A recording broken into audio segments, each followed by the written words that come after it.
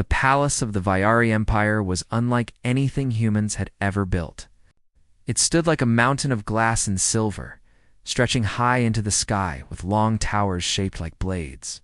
The alien sun shone down, casting strange reflections on the white marble ground. Every corner of the palace spoke of power, wealth, and pride. Among the guards standing on the lower steps was a man who looked out of place. His armor was not as polished as the others, and his frame was smaller compared to the tall alien soldiers. He was Captain Elias Ward, a human soldier hired as a mercenary by the Queen's court. Most of the aliens saw him as little more than muscle-cheap protection for minor tasks. The Vyari guards, tall and scaled, often whispered about him. "Why keep a human here?" one muttered. "They fight hard, yes, but they are reckless animals," another said. "They throw themselves into battles without thought. They die quickly." Elias heard their words, but he never answered. He had learned long ago that talk did not matter. What mattered was action. That morning, the Queen was scheduled to appear with her young daughter. It was a grand event. Nobles from across the empire had gathered in the palace square to watch the royal procession. Bright banners waved in the wind, strange music filled the air, and guards lined the steps. Elias stood near the outer row, far from the throne. His job was simple: stand tall, watch for trouble, and follow orders. The Queen appeared first, tall and regal, dressed in flowing silver robes that shimmered in the light. Her crown glowed faintly, a symbol of power that all could see. She was known across the stars as cold, distant, and untouchable. Her word was law. At her side walked her daughter, a girl no older than 8 by human count. She had her mother's silver eyes, but carried none of the weight of the crown. The child's laughter rang through the air as she waved at the crowd, unafraid, innocent. The nobles bowed, the people cheered, and the guards tightened their line. Elias studied the crowd. His instincts, trained from years of human wars, kept his eyes moving. He did not trust the calm. He never did. Peaceful moments were the ones assassins loved most. Then he saw it. A flicker of movement in the crowd. A shape where no shape should be. The faint glimmer of metal. His heart quickened. He followed the motion with his eyes. A cloaked figure had raised something, an energy weapon, slim and deadly, hidden under the cover of robes. The barrel pointed not at the Queen, but at the child. Elias did not think. He moved. The shot fired bright, burning light cutting through the air. Gasps filled the square. Nobles froze in shock. Guards hesitated, trying to identify the source, but Elias was already there. He threw himself forward, crossing the steps in an instant. The energy blast struck him square in the chest. Pain exploded through his body like fire. His armor melted under the hit, his skin burned. The force threw him backward, yet his body stayed between the weapon and the child. He hit the ground hard, but the girl was untouched. She stood frozen, wide-eyed, staring at the man who had shielded her with his own flesh. The crowd screamed. Guards rushed in too late, dragging the assassin down. The Queen raised her hand, her silver eyes blazing with fury. The nobles shouted in panic, but the only sound Elias heard was the beating of his heart, slowing heavy. His chest burned with every breath.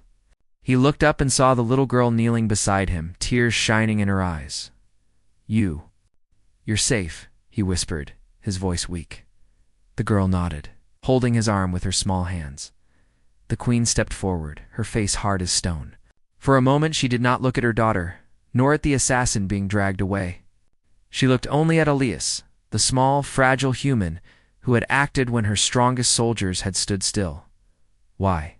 she asked, her voice sharp. Elias tried to smile, though blood touched his lips. "She's a child," he said softly. "That's reason enough." Darkness closed over him, and he lost consciousness. The palace was in chaos. Healers rushed to Elias, lifting his burned body onto a stretcher made of shining light. Alien medics worked quickly, their hands moving with practiced speed. They poured strange liquids over his chest, sealed the wounds with glowing tools, and fed life back into his failing heart. The queen carried her daughter inside, silent and cold. But those who saw her face swore that her hands trembled, and her silver eyes were not as calm as before. Elias dreamed of fire. He dreamed of the battlefield on Earth, where bombs fell and soldiers shouted. He dreamed of running through smoke, pulling his comrades to safety. And he dreamed of a small child laughing, her face bright, unscarred by war. When he opened his eyes, he was not on a battlefield. He was lying on a soft bed, his chest covered in glowing bandages. Strange machines hummed beside him, and a ceiling of crystal light shone above. He was alive. Barely the door opened. He turned his head weakly. The queen stepped inside. Her silver robes flowed around her like water. Her crown gleamed, and her face carried the weight of command. But her eyes were fixed on him, sharp and unreadable. "You wake," she said, her voice like steel. Elias tried to sit up, but groaned in pain. "I guess so," he muttered. The queen moved closer, her gaze never leaving him. "You are human. Your kind is known for selling strength to the highest bidder, for fighting without thought, for dying without care. Yet you threw yourself in front of death for my child. Why?" Elias looked at her, his face pale but his voice steady. "Because she's a child. Doesn't matter if she's human or not. Children should never pay the price of war." For the first time, the queen did not answer at once. She studied him as if he were a puzzle she could not solve. Finally, she said, "Rest. You will need it. And know this, your action today will not be forgotten." She turned to leave, her robe sweeping behind her. But before the door closed, Elias heard a softer voice, the voice of the little princess. "Thank you, soldier," she whispered. The royal medical chamber was unlike anything Elias had ever seen. Its walls glowed with soft blue light, and every corner carried the quiet hum of alien machines. Strange tubes of crystal ran along the ceiling, pumping a glowing fluid that smelled faintly of flowers. Beds floated just above the ground, cushioned by invisible fields. Elias lay in one of those beds, his chest wrapped in bands of living cloth. They pulsed faintly, glowing each time he took a breath. The pain was sharp, but it was no longer unbearable. He blinked slowly, fighting against the heavy fog in his mind. Voices whispered around him. Not human voices, but the hissing, musical tones of the Vyari language. "He should not have lived," one voice said. "Human bodies are weak." "The shot should have ended him," another replied. "And yet he did live," a third said softly. "The queen herself ordered his survival." Elias forced his eyes open. Several Vyari healers stood nearby, tall and thin, their silver scales reflecting the light. They looked at him with curiosity, as if he were some strange creature pulled from the wild. One noticed his eyes and leaned closer. "You wake human. Your recovery is unexpected." Elias tried to speak, but his throat was dry. "Water," he whispered. A healer brought a small glass filled with clear liquid. Elias drank slowly, the cool taste refreshing his burning throat. "Where am I?" he asked. "You are in the queen's private healing chamber," the healer replied. "Few are permitted here." "You should feel honored," Elias frowned. He was a mercenary, a disposable guard. Why would the queen give him such care? Before he could ask, the door opened. The room fell silent. The queen entered, her long silver robes flowing across the smooth floor. Behind her walked the princess, the young girl whose life Elias had saved. Her small hand clutched her mother's sleeve as they approached. Every healer bowed deeply. Lowering their heads until the queen passed, Elias struggled to sit up straighter, wincing in pain. "Your Majesty," he said, his voice rough. The queen's silver eyes studied him closely. "You live," she said. "That alone is a surprise." Elias tried to smile. "Guess I'm stubborn." The princess stepped forward quickly, her eyes wide and bright. "You're awake," she said, her voice full of excitement. "I thought you were going to die. But you didn't. You saved me." She hugged his arm gently, as if afraid he might break. Elias froze, unsure how to react. No royal child should cling to a mercenary, yet her small arms held him as though he were family. The queen placed a hand on her daughter's shoulder, but her gaze never left Elias. Why? She asked again, the same question she had asked before. Why would you give your body to protect her? You are not of my people. She is not of your kind. Elias looked at the child, then back at the queen. Because she's a child. That's reason enough. It doesn't matter if she's human, Viari, or anything else. No child should die like that. For a long moment, the queen said nothing. The room was silent, except for the soft hum of machines. Then, slowly, she nodded. You speak with conviction, she said. Strange. Most humans we have dealt with speak only of coin or survival. Yet you speak of principle. Elias gave a small shrug, though it hurt. Maybe you've been meeting the wrong kind of humans. The queen's lips curved, not quite into a smile, but into something less cold. Perhaps, she said softly. The princess still held his arm. Will you protect me again if they try to hurt me? She asked. Elias looked down at her, and despite the pain in his body, he felt a warmth in his chest. Yes, he said firmly. As long as I'm alive, no one will touch you. The girl's eyes shone. She hugged him tighter. The queen watched the scene carefully. For a ruler known for her icy heart, it was unusual, perhaps even dangerous, for her daughter to bond with a human. But she did not stop it. Instead, she turned to the healers. Leave us, she commanded. They bowed quickly and left the room, the door sliding shut behind them. Now only the queen, her daughter, and Elias remained. The queen stepped closer, her silver eyes sharp. You should know, she said, that your action has shaken this court. Already the nobles whisper. Some call you reckless. Others call you brave. A few even claim you bewitched my child. Elias laughed softly, though it hurt. I'm not much for magic, your majesty. I only did what I thought was right. Right, the queen repeated, tasting the word as if it were foreign. In this empire, power decides what is right. Tradition decides what is right. Yet you act as though the heart can decide it. Elias looked at her steadily. Maybe that's what makes us human. The queen studied him in silence. Her daughter leaned against his arm, yawning softly, already comfortable in his presence. Finally, the queen spoke again. Rest, she said. You are not yet healed. But know this, Captain Elias Ward, your life now carries a weight far greater than before. You may not yet understand it, but you will. She turned, guiding her daughter toward the door. The little princess looked back, smiling brightly. Goodbye for now, protector, she said. The door closed behind them. Days passed.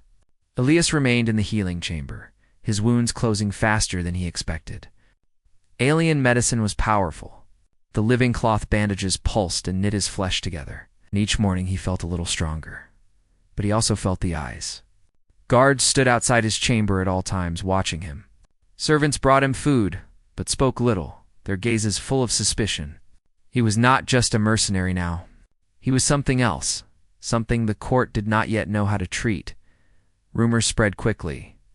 Elias overheard the whispers when servants thought he was asleep.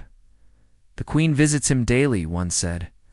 She has never done so for anyone outside the royal blood, another replied. Some say the child calls him her protector now, a third whispered. This is dangerous. The nobles will not accept it, Elias frowned. He had not asked for any of this. He only wanted to keep the child safe. Yet somehow, his choice had placed him in the center of palace politics. On the fourth day, the queen returned. She entered without guards this time, only her daughter at her side. You grow stronger, she said, looking at him. I try, Elias answered. The child smiled and ran to his bedside. She climbed onto the chair and leaned close. Did you know, she whispered, that everyone is talking about you? They say you are like a hero from the old songs. Elias chuckled. I don't feel like a hero. I feel like someone who nearly got fried. The queen raised a brow. Yet you live. And in living, you have unsettled my court, Elias sighed. I didn't mean to cause trouble, yet you have, the queen said. And trouble will only grow. There are those who see you as a symbol of weakness. Others see you as a threat. And some. Her eyes narrowed. Some may try again.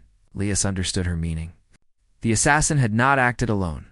More danger was coming. He met her gaze. Then I'll be ready. The queen tilted her head slightly, as if puzzled by him. Strange human, she said softly, and for the first time, her lips curved into the faintest of smiles. That night, Elias lay awake, staring at the glowing ceiling. His body still ached, but his mind was sharper than ever. He thought of the child's laughter, of her trust. He thought of the queen's silver eyes, sharp yet softening. And he thought of the storm of politics that waited outside this room. He had come to the palace as a simple mercenary, a man forgotten by the galaxy. But now his life was no longer his own. The palace no longer felt the same. For years it had been a place of order, routine, and control. But after Elias had thrown himself in front of the assassin's shot, the halls were filled with whispers. Everywhere he went, eyes followed him. Servants paused in their duties to stare. Guards looked at him with suspicion, nobles with scorn. Even the palace walls seemed to carry the weight of gossip. He was no longer invisible one morning. Elias sat on the balcony of his healing chamber. The alien sun was warm on his skin, and a gentle breeze carried the smell of flowers from the palace gardens. His chest still ached, but the glowing bandages had been removed, leaving only faint scars across his skin. He thought he was alone, but soft footsteps approached. He turned to see the queen herself. She wore no crown this time, only a simple robe of silver silk. Her hair shimmered in the light, and her silver eyes fixed on him. "You recover quickly," she said. Elias stood carefully, bowing his head. "Your Majesty." She raised her hand. "Do not bow." "Not here?" He straightened slowly, surprised. "As you wish." For a long moment she said nothing, only looked out at the gardens. Finally, she spoke. "You should know, the court is restless. They whisper that I showed too much interest in a human. Some call you a beast with no sense of honor. Others fear you hold power over my child. And a few," her eyes narrowed, "a few believe you have bewitched me." Elias gave a short laugh. "I'm no wizard, Your Majesty. I can barely handle a blaster, let alone magic." Her lips curved slightly, almost into a smile. "Yes, and yet you have done something no one else has. You moved without hesitation. You protected life when others froze. That is unusual." Elias shrugged, though the gesture was small. "On Earth, we don't think twice when a child's in danger. Doesn't matter whose child it is." The queen studied him carefully. "You speak as though such values are universal. They are not. In this court, every move is weighed. Every act is measured against advantage. Few would act for nothing. Maybe that's why your assassin thought he could win," Elias said quietly. He counted on hesitation. "But I don't work that way." Her silver eyes softened, just slightly. Then her expression hardened again. "Be careful, Captain Ward. The nobles see you as a disruption. They will not forgive it easily." She turned and left, her robe flowing behind her. By the end of the week, her words proved true. Elias was summoned to stand guard during a royal council meeting. It was a vast chamber filled with tall seats, each holding a noble draped in jewels and robes. The queen sat at the center, her crown gleaming. The princess sat quietly beside her, her eyes bright. When Elias entered, the nobles murmured loudly, their scaled faces twisted in disdain. "A human?" Here one hissed. "This is an insult," another growled. "He is not fit to stand among us." The queen raised her hand, silencing them. "He is here because he has proven his worth." One noble, tall and proud, rose from his seat. His scales glimmered gold, marking his high rank. His voice boomed across the chamber. "Your Majesty, with all respect, this human is dangerous. He is not of our people. He does not understand our ways. And yet you place him close to the throne? What message does this send?" The queen's eyes turned cold. "It sends the message that courage is valued," the noble sneered. "Courage? Or recklessness? He threw himself into danger without thought. That is not wisdom." That is instinct. An animal can do the same. Murmurs of agreement echoed through the chamber. Elias felt their eyes burning into him. He clenched his fists, but said nothing. He was a soldier, not a diplomat. Words were not his battlefield. But then another noble spoke, his voice sharp. There are whispers, Your Majesty. That you favor him? That you spend time at his side? That your daughter calls him protector? Such closeness is dangerous. For you and for the throne. The queen's gaze hardened like steel. My choices are mine to make. The nobles bowed reluctantly, but their eyes burned with anger. Elias knew then that he had made enemies, not just one, but many. That night, danger came. Elias was resting in his chamber when he heard a faint sound, the whisper of a door sliding open. He reached for the blaster by his bed, his instincts sharp. A shadow moved inside, then another. Two figures, cloaked and silent, stepped into the room. Their blades glowed faintly in the dark. Assassins, Elias fired. The blast lit the room, striking one figure in the shoulder. The assassin hissed but kept coming. The other lunged at Elias, blade raised. Elias rolled off the bed, pain searing through his chest, but his body moved faster than his wound should allow. He grabbed the assassin's wrist, twisting hard until the blade clattered to the floor. He slammed his fist into the alien's jaw, sending him crashing against the wall. The second assassin charged. Elias grabbed the fallen blade and met the strike, sparks flying. His arms shook with effort, but he pushed forward, slamming the blade through the attacker's cloak. The figure collapsed with a cry. The door burst open. Guards rushed in, weapons drawn. They froze at the sight of Elias standing over to fallen assassins, chest heaving, sweat dripping down his face. Two came for me, Elias said, his voice steady. How many more are waiting outside? The queen herself arrived moments later, the princess clinging to her side. Her eyes scanned the scene, then landed on Elias. You fought them? She asked. I didn't have much choice, Elias replied. The queen's gaze hardened. This confirms what I feared. The assassin at the procession was not alone. There are factions in this palace who want me removed, and now they target you as well. The princess ran to Elias, hugging his arm tightly. I knew you would be safe, she said, her voice trembling. You promised. Elias looked down at her, his anger softening. He placed a hand gently on her head. I keep my promises. The queen watched them silently. For a ruler who had once been called untouchable, her eyes carried something new trust. The days that followed were tense. Guards doubled their patrols. The palace halls grew quieter, filled with fear. Nobles whispered in corners, their eyes sharp when Elias passed. He knew more attempts would come, and he knew that each time they would not only test his strength, but his loyalty. Late one night, Elias stood alone on the balcony, staring at the stars. He thought of Earth, of the wars he had fought, of the comrades he had lost. He had come here as a mercenary, nothing more. But now he was at the heart of an empire's storm, and the queen herself had begun to look at him. Differently, not as a hired soldier, but as something more. Elias exhaled slowly. He did not know what the future held. But he knew one thing: he would not walk away. Not while the child still smiled at him. Not while danger still threatened her life. He had been given a role he never asked for, and he would see it through. The palace was quiet that evening. The golden glow of the alien sun had faded, leaving only the pale light of crystal lamps along the marble corridors. The nobles' whispers had grown into murmurs of discontent, and the queen's advisors feared a rising storm within the court. Elias moved through the corridors, checking the perimeter with careful attention. His chest still bore faint scars from the previous assassination attempt, but his arms and legs had regained strength. Despite the danger around him, he felt ready. Humans thrived under pressure, and he had learned to trust instincts over strategy alone. The queen and her daughter were in the inner chambers. The child played with small holographic images that floated around the room, laughing softly.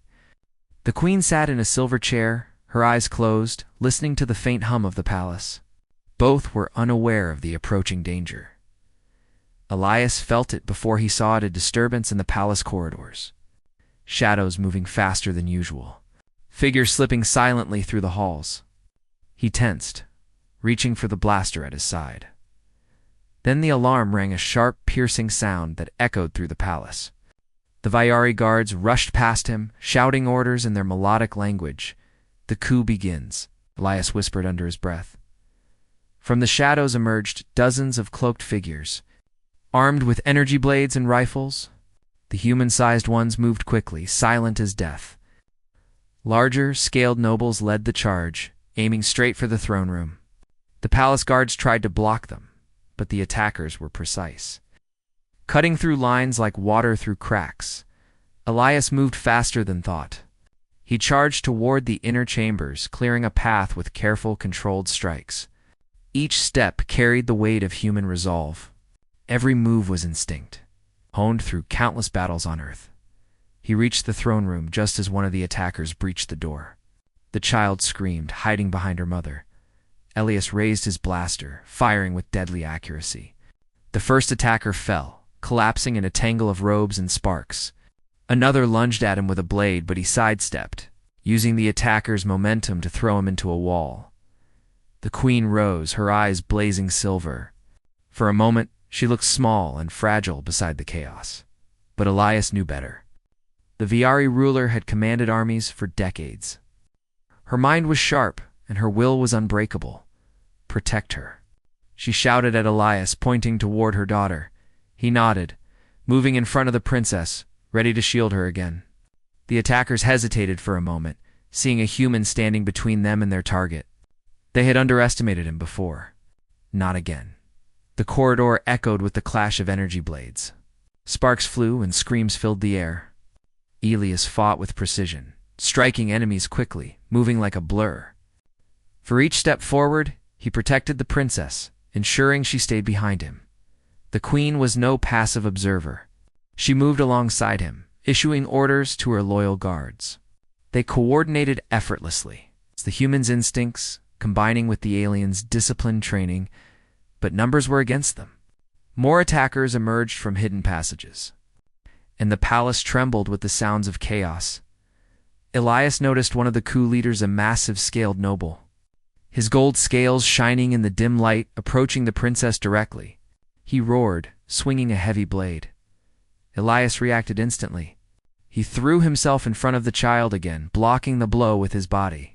Pain tore through him as the strike hit his shoulder, but he did not falter. With his free hand, he fired his blaster, hitting the noble squarely in the chest. The alien staggered back, momentarily stunned. "Move her," Elias shouted to the queen. The queen lifted her daughter, running toward a hidden escape passage behind a grand tapestry. Elias followed, cutting down anyone who dared approach. The hallways were chaotic, filled with flashing weapons and desperate screams. Finally, they reached a secure room, a small chamber lined with soft, glowing crystals. The princess hid behind her mother, trembling but safe. Elias leaned against the wall, breathing hard. His body ached, but the adrenaline kept him moving. The queen studied him carefully. "Again, you shield her," she said. Her voice was calm but sharp. "You risk your life for a child not your own, in a palace full of enemies." "Why?" Elias wiped sweat from his brow. "Because she's a child. Because someone has to stand between her and those who want to harm her." The queen's silver eyes softened, just slightly. "You are." "Extraordinary," she said quietly. Before more words could be spoken, the outer chamber doors shook. The attack was not over. More forces pressed in, trying to break the inner defenses. Elias turned to face them. "Time to show them why humans survive," he muttered. He charged out first, moving like a storm. Guards followed him, emboldened by his fearlessness. Every human soldier in the palace had learned to fight with courage and unpredictability. Every move Elias made inspired those around him. The battle raged through the palace corridors. Sparks, screams, and the smell of burning energy filled the air. Elias fought like a whirlwind, blocking attacks, countering enemies, and always staying between the princess and harm. At one point, he he found himself face to face with the massive noble who had led the attack. The alien raised his blade, sneering at Elias. "You are small." "But bold," the noble hissed. Elias narrowed his eyes. "Bold enough to protect her," he said. The fight was brutal. Each strike carried deadly force, yet Elias did not hesitate. He dodged, struck, and pushed forward, his human instincts unmatched by the alien's calculated strength. Finally, he found an opening and struck the noble with precise aim. The attacker collapsed, defeated. The remaining enemies paused, stunned by the human's skill and determination. Some fled, others surrendered. The palace guards regained control, rallying under Elias' courage and the queen's leadership. Hours later, the battle was over. The palace was scarred, but intact. The queen's daughter slept safely in her mother's arms. The remaining attackers had been captured or driven away. The queen approached Elias. She looked at his bloodied clothes, his bruised body, and the exhaustion in his eyes. Yet she saw something else: strength, determination, and loyalty beyond measure. "You have saved her again," she said softly. "And not just her. You have saved this palace, this empire. Your bravery cannot be ignored." Elias shook his head. "I'm just a soldier. I did what any human would do. Protect life, survive, keep fighting." The queen's eyes softened, a rare warmth in her gaze. "No, Elias, you are more than a soldier. You are a shield. You are a protector. And today, you have shown the court what courage truly means." The princess stirred, opening her eyes. She smiled sleepily at Elias. "Thank you," she whispered. "You kept me safe." Elias bent down slightly, brushing her hair from her face. "Always," he said quietly. The queen stepped closer. For a moment, she looked like a mother and ruler combined, a figure of authority, but also of gratitude. "You have earned more than gratitude," she said. "You have earned a place beside me. Not just as a guard, but as someone I trust." Elias stared at her, unsure. He had never sought power, recognition, or honor. Yet here he was, at the heart of an alien empire. Standing beside the queen, the child, and the palace he had helped save, for the first time in his life, he realized that bravery could change not only a moment, but history itself. And for the queen, the human who risked his life for her child was no longer just a soldier. He was someone who had proven himself beyond question. That night, the palace was quiet. Guards patrolled with renewed vigilance. Nobles whispered behind closed doors, debating what to do next. But one thing was certain: Elias had shifted the balance of power. Humanity had shown its worth, and the queen had seen it with her own eyes. Elias stood on the balcony once more, looking at the stars. He had come to this palace as a mercenary, a man considered expendable. Now he was a protector, a warrior, and perhaps even something more. The palace had returned to a fragile calm. The echoes of the coup attempt still lingered in every corridor. Guards patrolled with alert eyes, nobles whispered behind closed doors, and the queen's daughter spent most of her time close to Elias. The human who had saved her life twice, Elias walked through the palace halls, his steps steady. His body bore the marks of his recent battle scars along his chest and shoulders. Bruises fading slowly, but his mind was sharper than ever. He had become more than a soldier. He had become a symbol of courage, not only for the queen's child, but for the entire court. He entered the royal chambers where the queen and her daughter waited. The little girl ran to him, wrapping her arms around his leg. "You stayed," she said, her voice full of delight. "I knew you would." Elias smiled gently, bending to ruffle her hair. "Of course I did. I promised, remember?" The queen stood nearby, observing. She looked more relaxed than she had in weeks, but her silver eyes still carried the weight of the throne. Yet there was something else: an undeniable respect. A recognition of Elias' courage and loyalty. "You have done more than protect my daughter," she said softly, her voice calm but powerful. "You have protected this empire, my people, and even me." Elias shook his head. "I did what anyone would do. I didn't think of honor or power. I only thought of keeping her safe." The queen stepped closer, her gaze unwavering. "That is what makes you extraordinary, human. Most in this empire would hesitate, calculate, or flee. You act. You protect. You fight when others falter. That is why. I declare you as mine." Elias froze. He had expected praise, maybe thanks, but not this. The words were weighty, carrying authority, warmth, and intention all at once. "You declare me as yours?" he asked cautiously. "Yes," she replied firmly. "Not as a servant, not as a simple guard, as someone who stands beside me, trusted and valued. You are now a part of this palace, this family, and this empire." The princess clapped her hands and hugged Elias tightly. "See? I told you. You are special." Elias chuckled, a sound filled with disbelief and relief. I don't know what to say," he admitted. "You need not say anything," the queen said. "Actions have already spoken for you. Your loyalty, courage, and strength are beyond question. That is enough." The next morning, the court gathered. Nobles, healers, guards, and attendants all stood in the grand hall. The queen appeared on her throne, with the princess beside her and Elias standing proudly at her side. Whispers rippled through the crowd. The nobles who had once mocked him looked uneasy, while others watched with admiration. "You have seen the human who saved my daughter and defended this palace," the queen began. "You have seen his courage and his loyalty. He is no mere soldier. He is a protector of life, a warrior of honor, and a symbol of what humanity can achieve."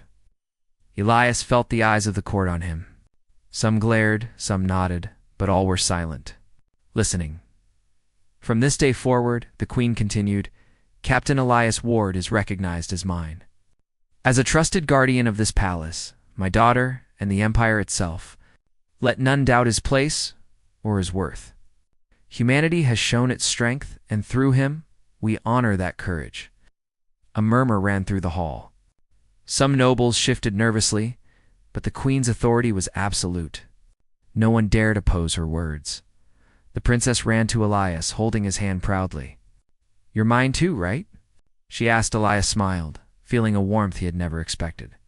"Yes," he said softly. "I'm yours." The queen studied him again, her expression softening. "Then let this bond be a new beginning. For you, for my daughter, and for humanity in this empire." In the following days, life in the palace changed. Elias trained with the queen's elite guards, teaching them human combat techniques and strategy. His unorthodox methods amazed even the most seasoned Viari soldiers. They learned how instinct, courage, adaptability could change the outcome of a battle. The nobles slowly began to respect him, seeing that his actions had saved the throne itself. Humans, once considered expendable outsiders, now held a place of honor in the empire. Stories of Elias' bravery spread beyond the palace, inspiring admiration and curiosity among humans and aliens alike. The queen allowed Elias to move freely in the palace, often accompanying her to council meetings, inspections, and walks through the gardens. The child followed him everywhere, trusting him implicitly. Wherever he went, whispers followed, but this time they were of respect and wonder, not disdain. Elias had never sought power or recognition, but he found something greater, a purpose, respect, and a bond that transcended species. He had saved a life, protected a throne, and shown the universe what humanity could achieve. One quiet evening, Leah stood on the palace balcony with the queen and the princess. The alien sun was setting, casting a golden glow across the city. The wind rustled through the towers, carrying the scents of the gardens below. The little girl leaned against him, tired but happy. "Do you think anyone else can be as brave as you?" she asked. Elias shook his head gently. "Maybe, but bravery isn't about being strong. It's about doing what's right, even when it's hard. Anyone can choose courage." The queen looked at him, her silver eyes reflecting the last light of day. "And you have chosen it again and again. That is why you are mine. That is why you have earned the trust of this empire." Elias felt a strange warmth in his chest. He had come to this palace as a soldier, a mercenary, a man without hope for anything beyond survival. Now, he stood beside a queen, with her daughter by his side, recognized and respected. "You have changed my world," the queen said softly. "And you have changed mine," Elias replied. The princess yawned, leaning against him. "Promise me you will always protect me," she whispered. "I promise," he said. His voice steady, the weeks that followed were peaceful. The palace recovered from the coup attempt, with the queen's loyal guards and Elias' guidance strengthening security. The nobles adapted to the humans' presence, some grudgingly, some willingly. The Empire began to see humans in a new light, not just as mercenaries, but as beings capable of loyalty, courage, and honor. Elias continued his training, his work, and his watch over the princess. Every day brought new challenges, but he faced them without hesitation. Earning the admiration of all who observed him, the queen and Elias often met in private, discussing the future of the Empire, the safety of her daughter, and the importance of courage and honor. Though their bond had begun in crisis, it had grown into mutual respect, trust, and perhaps something more. One evening, Elias stood in the grand hall, looking out at the empire he had helped save. The stars shone bright in the alien sky. Humanity had proven itself once again, not through conquest, but through courage, loyalty, and selfless action. And for the first time, Elias felt truly at home, not on Earth, not as a soldier, but in a place that had recognized his worth. The queen approached him quietly. "You have done more than protect my child," she said. "You have changed the way this empire sees your kind. You have proven that humans are not to be underestimated. And for that, you are mine." Elias nodded, bowing slightly. "I am honored, Your Majesty. I will never fail you or her." The queen smiled softly, a rare and genuine expression. The little princess hugged Elias again, laughing sleepily. And in that moment, a new chapter began, not just for Elias, but for humanity and the Viari Empire alike. One man's courage had shifted the course of history, showing the galaxy what humans could achieve when they stood with honor, loyalty, and heart. For Elias, life had changed forever, and he was ready for whatever the future held.